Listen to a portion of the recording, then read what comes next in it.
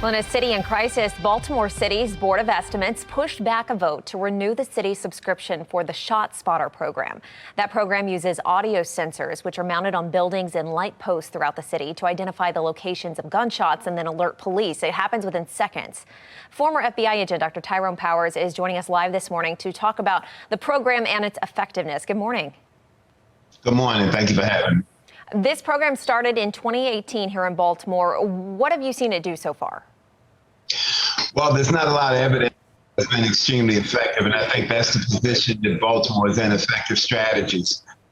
Whether its effectiveness is related to the fact that police officers don't completely understand it, whether there's not enough research in terms of how effective it's been, we don't know. We don't know whether we have the empirical data, don't have the empirical data in order to gauge this, but we do know that it has not led to a lot of convictions so far. We do know that it hasn't led to a lot of success, and right now Baltimore is obviously in an era where we're looking for outcomes and success and things of that sort, and there's no data that would indicate that, especially considering the expense of this particular technology. In Chicago, it's like $33 million a year. Here, it's millions of dollars a year. So if you're going to employ that kind of technology, it has to be extremely effective. Yeah, they're looking at renewing that vote next week to extend that program. I think it would cost approximately $750,000, which the total cost since 2018 would have been over $3 million.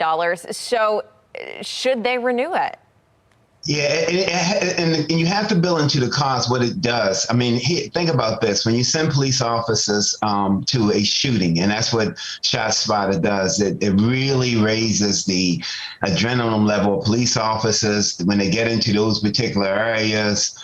There's a cost to that, too. The police officers are always at this heightened state. They don't know whether there's a shooter still there. The shooter is running away, whether they're going to be shot at. So you have to make sure this is effective, that officers understand it, because besides the fiscal or the financial cost, the cost and the stress level that it brings to police officers, maybe necessarily, if there is really a shooter there, or unnecessarily, has to be factored in. And the Baltimore City Police Department has to be able to report that kind of information, empirical information, to the Board of Estimates before they renew something that could possibly cost millions, not only fiscally, but physically, in terms of how officers respond and how officers interact with the public when they respond to these kind of particular events. This is high technology, and if this technology works, which we can't really tell because there's no evidence that the state's attorney is using this, because police officers are responding to scene, picking up shell casings that they wouldn't have necessarily picked up because the scene would have been contaminated if they get there quick enough to pick. We don't know all of that. And before the Board of Estimates, I thank God that they are actually taking time to look at this. Before they approve the airplane technology or any kind of other technology, they need to make sure it works, because people are interested in results. And right now, with the murder and the violence rate in Baltimore City, these things that have been in place for some time, maybe a relatively short period of time, but some time, are not showing the results that the public need and that is worthy of the money that the city would have to spend to continue them. So it sounds like right now, with the information you have, you don't think it's effective. It should be renewed.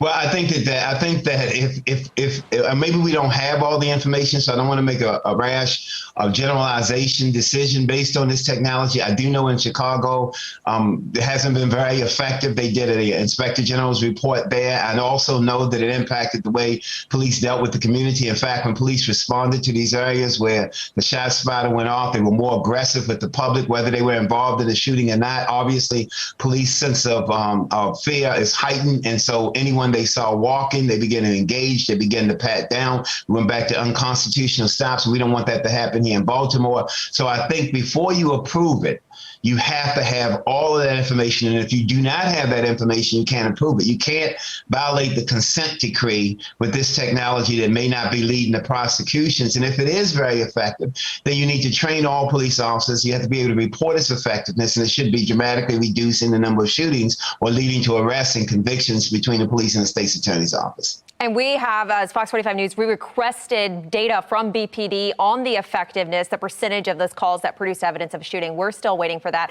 The Board of Estimates delayed that vote. Do you think that behind the scenes they're asking these same types of questions?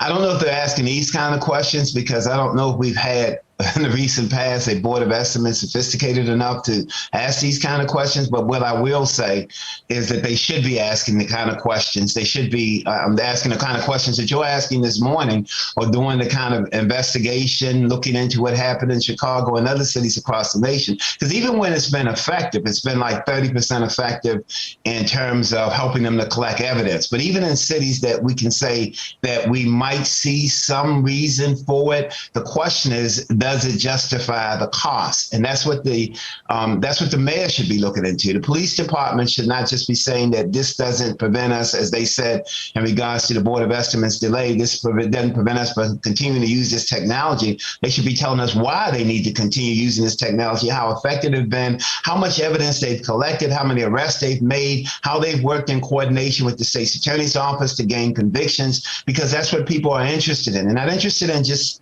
spending money so you can come on and say we spent money to reduce crime. They want to know, are you using effective measures? And all the Board of Estimates should delay this, not continue this as Chicago did. And now they may be regretting the $33 million they're spending on extending that contract. They shouldn't extend this until they know it's effective. We need to dramatically reduce crime in Baltimore. We need to make arrests. We need to reduce the homicides, but we need effective measures. And most of that is going to be involved with getting a better trained police force with better techniques, with a better relationship with the community. And anything that counters that, you can't approve. It doesn't make logical sense to approve. All right, Dr. Tyrone Powers, former FBI agent, thank you. Thank you.